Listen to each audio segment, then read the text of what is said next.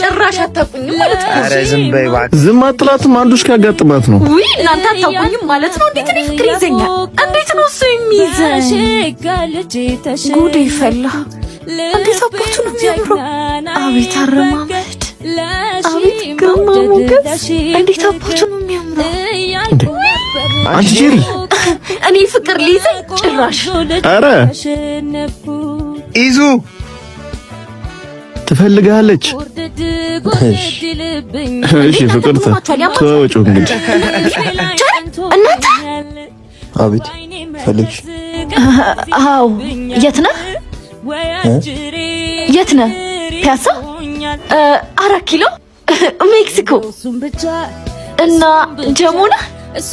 አይ እዚሁ ነህ። እግዚአብሔር ያዋርድሽ። ሜክሲኮ ነኝ።